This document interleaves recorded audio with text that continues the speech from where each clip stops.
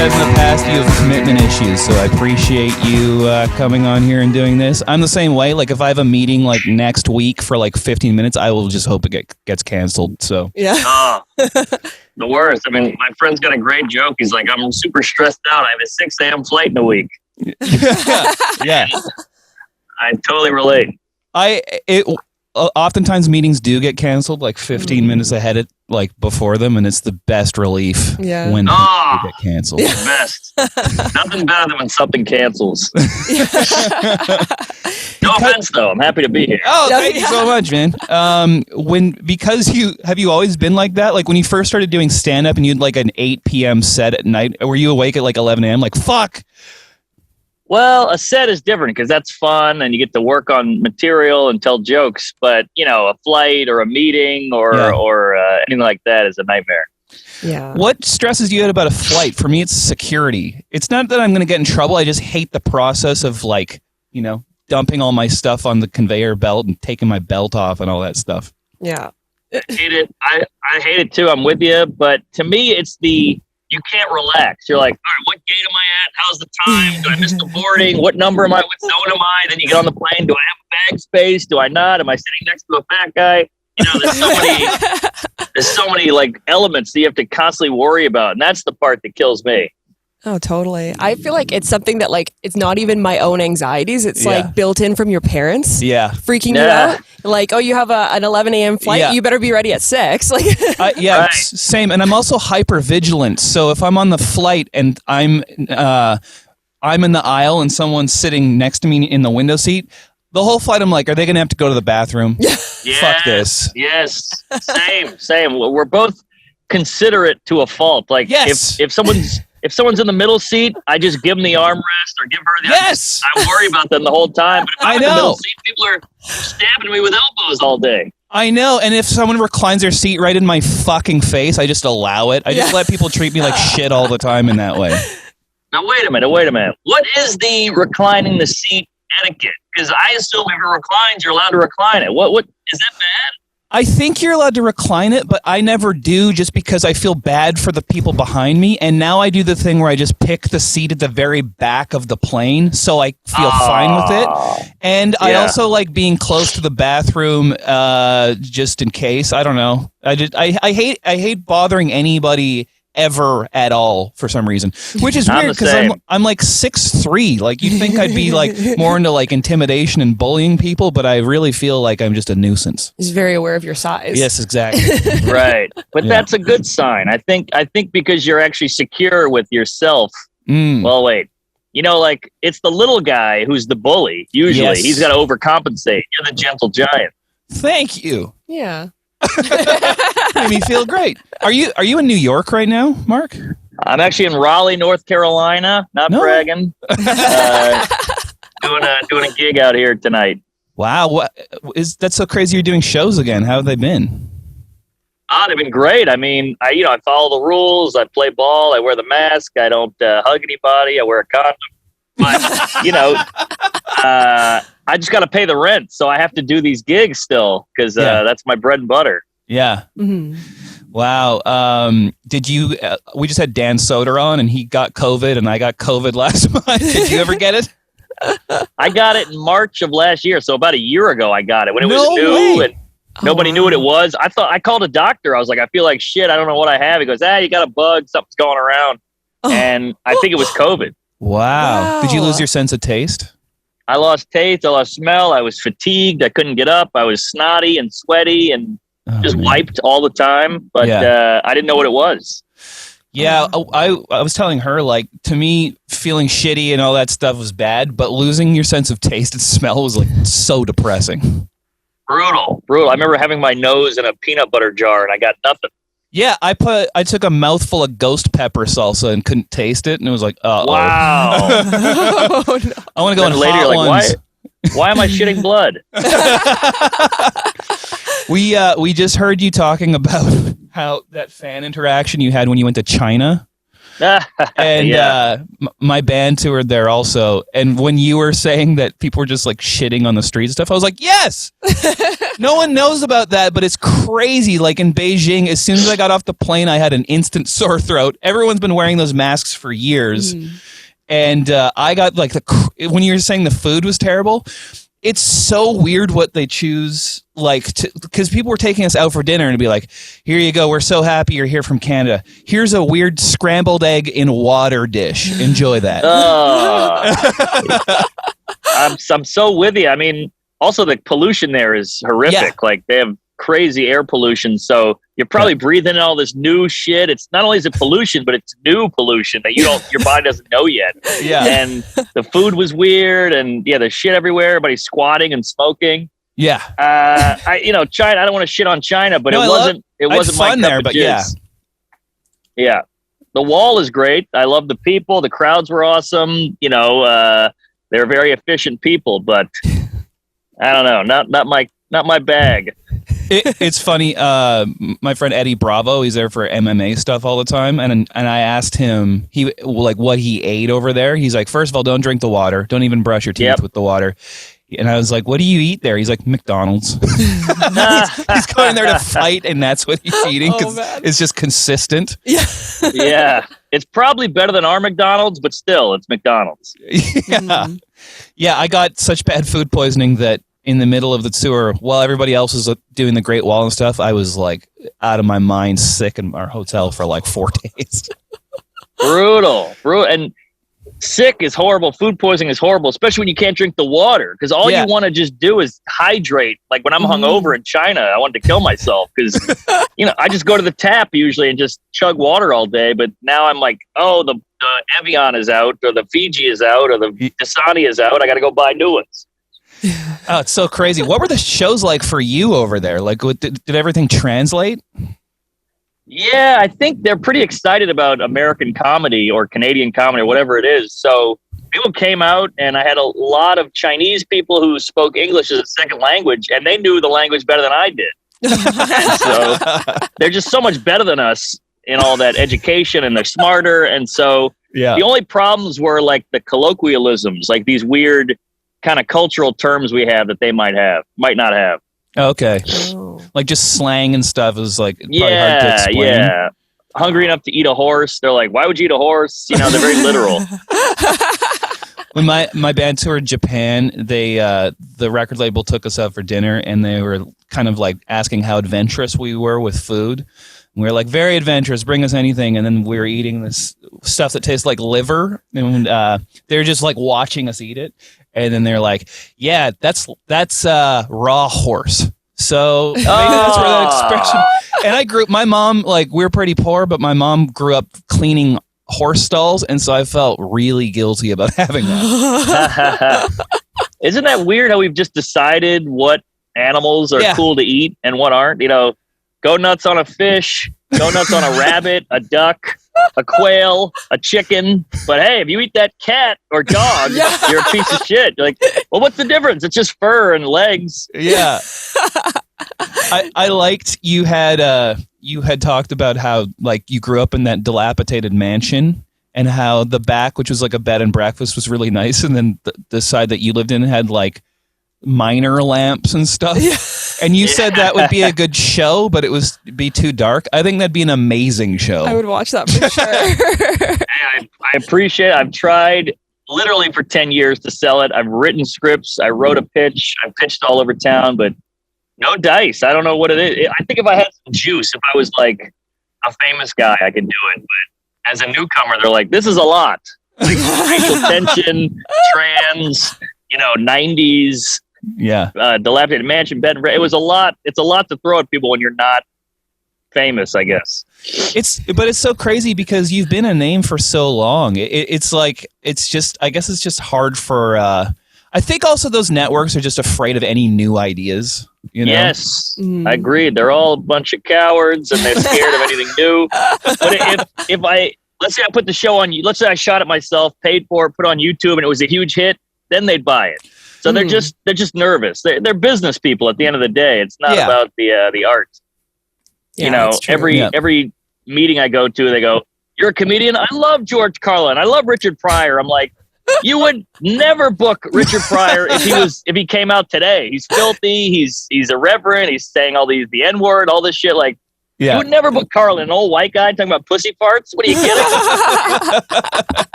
I like how every interview you do, queefing comes up somehow, which it just did. Yeah. Yes. Well, I think it's maybe the funniest single word. I'm always trying to boil comedy down to its quickest version. You know, you do interviews and shows, and you want to be quick, funny, quick. And queef to me seems like the winner of the one word laugh. It is really funny, and when you busted that out on that Good Morning Cleveland show, it was like you dunked on her. That was so good. Like it just totally changed the pace. Thanks. Yeah, she didn't see that coming. That was fun. It's technically still clean. I think it's still TV okay. They haven't gotten to queef yet. That's hilarious. Oh, That's like how Dave Chappelle said. He's like skeet. No one knows what this means yet. Right. What happened after that interview? Yeah, did you get a bump on the like social media and stuff? That's the weirdest thing. I've done like 4 Tonight Shows, 8 Conans, all this shit. Nobody cares. I did that one rinky-dink Cleveland morning show at 8 a.m. hungover. Yeah. The whole thing took, I don't know, 4 minutes, and it was the biggest pop I've had in anything I've done. If you watch it though, it's so rewatchable and it's so shareable because you just were like so with it with so many jokes. Like it was crazy. Like when she's like, "Well, when she's like, you're young," you're like, "Black don't crack." It's like you're already still laughing from the thing that was just said that I would have to pause and be like, "No, you missed it. This is my favorite line of this whole interview. You got to hear this part." So I appreciate it. That's very nice. But the funny thing is the whole motivation behind that was anger. I was like, this is my 4th one of these today. Yeah. Nobody sees this shit. It's a waste of time. So I'm just saying anything I can just to not kill myself. And so I'm basically just trying to amuse myself. And, you know, that's the crazy thing about the internet. You never know what's going to take. Yeah. Yeah, and I love how you could hear the crew laughing like right away. Yeah. That's got to feel good when you're doing that interview. And that interviewer, she's like pretty cool. Like Bobby Lee went on there and just basically molested her, and she was just like fine with it. Yeah, she gets it. She after the cameras went off, she's like, "That was great, good job." Good. And I was like, "Oh, I thought you hated me." I know it's like kind of hard to tell. I was like, as soon as the camera shut off, was she just like, get the fuck out? I know, but I kind of feel like you have a charm and a likability that you can just get away with anything. Yeah, totally. I appreciate it, but she's a pro. Like she acts a little stuffy, like, "Oh God, how could you?" But she gets it. She's totally playing the straight person, and it's a beautiful thing. And I wish more people in TV were that talented, but. Totally. On morning TV, you're not going to get a lot of raw talent. Totally. I heard this old. I don't know if you ever listened to Loveline when you were younger, but Adam Carolla, when he hosted it, was really funny, and he was talking about how he was a bedwetter almost till he was 30. And Is that right? Yeah, and he told this story about how he was having a dream that he was a Roman gladiator, and he was about to fight someone, but he had to pee, and so he was trying to take all his stuff off, his armor, his chainmail, and everything. And then he woke up and he peed all over his girlfriend. And I'm just wondering if you ever had any encounters with that, or if you kind of solved it by the time you were sharing a bed with people. I probably stopped wetting the bed at about 13, so I was pretty late. But the thing is, you start drinking heavily at 16, 17. And then when the booze kicked in again, like the blackout nights, that's when I would pee on girlfriends or one-night stands. I mean, I peed on more kids than R. Kelly. When I was a kid. Yeah. We figured. Oh, man. I wonder if R. Kelly was into that when he was of age. Like it's like your joke about how when you're a little kid you liked grape juice and now you like wine. Yeah. You know, I wonder if he was kind of always into that and it just never matured. Yeah. I wondered that myself. Like a pedophile, when he's 11, is he into 11-year-old girls still and he just stayed there, or does he go back? You know, yeah, he's into 4-year-olds. Yeah. Oh God. Right. Fascinating. Well, this is definitely the most crazy interview we've done so far. I love it. No, I love it. We were looking forward to this, dude. Like, it's so funny. Like, we've been interviewing kind of like a lot of seller comics and stuff, and it's always the easiest, funnest interview because, like, I prepared a bunch of questions, but we probably didn't even need to do them. You know what I mean? Like, you're just so good at this. So thanks for coming on. Oh, yeah. You guys are great, and it's easy to chat with. So, thanks. Thank you.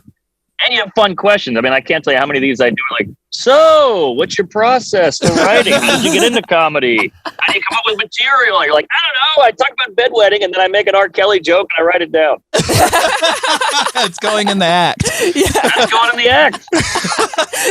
Did you, when you were a kid, like, I heard you kind of talk about how, like, you were, like, into skateboarding and tagging and stuff. Did you ever get into fights? Like, you were in a rough neighborhood, right? Because you grew up in New Orleans. Oh, I mean, I got no fights, but I'd say I got beat up a lot. I wouldn't say I didn't do much fighting. I was I don't know. I didn't know what the hell I was doing. I wasn't an aggressive kid. So if you started shit with me, I would just be like, what? Huh? And then I get hit in the face. Oh. But yeah, I got in a lot of fights. I got knocked out once on St. Charles Avenue, and I pissed myself. I got knocked out so hard. What happened? Which is double embarrassing. He hit me right in the temple, and I just saw white, fell down on a guy's lawn, woke up, and I was covered in piss, and my friends were fighting above me. And I was like, well, this is maybe the lowest point in my life. What started the altercation? Well, it was a Mardi Gras parade. I think I was, I don't know, probably in college. I was 19, 20. And these other college kids were trying to steal another kid, like a 10-year-old kid's stuff. You know, you catch stuff from the floats and you put it in a bag and it's fun. Oh, yeah. And this kid had a treasure trove of beads and doubloons and all this shit. So these guys were trying to take it. And we stepped in. We're like, Jesus, leave the kid his stuff. And they're like, you got a problem? We're like, whoa, what the hell's wrong with you? And then they just started wailing on us. Oh. And we held our own, but the fight broke up. And then while we're all kind of standing there, one of them ran up and sucker punched me, and I went out. Oh. Yeah. And then the urine commenced. That's what you get for trying to be a good person. I know. We got them back later, though. We beat the fuck out of them in the street on a surprise attack. But hey, those were different times when there were no cell phone cameras and no Twitter, and you could really fuck someone up and get away with it. Was it like Good Will Hunting where you were driving and you saw them and you're like, stop the car? Yeah, kind of like that. It was we were at the parade and my friend saw him from like, those are those guys. And we had more guys with us this time, and we had like our football player friends were there. Whoa. So we were a lot more mobbed up, and we really dominated. And we didn't feel bad because they, sucker punched me. Fuck those guys. Exactly. I'm glad that happened to them. Maybe they learned a little something. Eye for an anal. So you said that the Good Morning Cleveland thing like gave you like the biggest bump, but Rogan those appearances must do something for your social media and awareness, right? It's not what it used to be with the Spotify, but I'm not complaining. Yeah. I've done the LA one and the Austin one. Oh, cool. And the LA was just, that first one was just, I mean, to the moon, Alice. It was just like a huge, huge bump. And I went from being like a, comedian on the road, selling half a room, and then to just selling out shows, adding shows. So wow, that was a big game changer. That's such a cool opportunity. Like when you got asked to do it, man, what a great couple years you had like with that, and then Seinfeld asking you to open for him on the road and everything, and you were doing Schumer arena tours before that. So awesome. Yeah, I had a good run, and I'm completely grateful and aware of how lucky I am throughout the whole thing. But here's the thing is I always prepare. Like some guys go, I'm doing Rogan tomorrow. And I'm like, well, what do you got? You got any stories? They're like, I don't know. I wrote down every story. I wrote a list of all the interesting things. I wrote the Ina stuff, the bed and breakfast stuff. I wrote it all out and just had it in my head. Wow. In case there was a lull or a dead spot, I could just bring that shit up. So wow, you gotta, you get the opportunity, but you still got to kill it. Yeah. I think that's how you've kind of handled your whole career. Like you clearly really care about doing a good job with stand-up. Like it seems like you write all the time. Oh yeah, you got to write. I heard Neil Brennan once say, he's like, look at all the most famous comedians. They're all the ones who write the most. Yeah. And when I heard that, I was like, oh my God, he's right. You got to have a new hour. You got to have new material. You got to go on SNL and have material there. You got to go on Conan and have material there. So you just constantly have to be writing and having new stuff. Because comedy, the curse of it, you play Stairway to Heaven your whole life and you're fine. Comedy, you got to have new stuff or you're done. Yeah. Yeah. It's unless you're like one of those Gaffigan style comedians where but you still need to have new stuff, but people for some reason still want to like talk along to the punchline or That's you know what true. I mean? Well, he's got a couple Stairway to Heaven bits, the Hot Pockets and all that. So, but that's, few and far between. That's one bit or two bits out of 7 hours of material. Absolutely. And he's a workaholic too. And it's crazy because he and his wife write his act together, I read. Oh, really? Yeah. Yeah. Did you? True story. Dimitri Martin treats writing like a 9 to 5. Do you kind of have that kind of thing? I try to do at least an hour a day. And Roy Wood Jr., he's a great comic. He had this great point where they said, how much do you write? He goes, I write all day. They're like, what do you mean you writ all day? He's like, well, when I'm taking a shower, I'm writing. When I'm eating lunch, I'm writing. Because you're going, how come the hot dog bun is smaller than the whatever? So you're constantly just, what do you call it? Like marinating with material. So that's kind of writing. Because writing is more than just literal physical writing. It's actually just thinking about it, stewing on a joke, stewing on an idea. And sometimes that takes years, but you got to be always doing it. Yeah. I mean, you do Tuesdays with Stories, and you've been doing it for a long time. Do you ever kind of like accidentally come across what could be a bit during that and write it down and try it later kind of thing? All the time.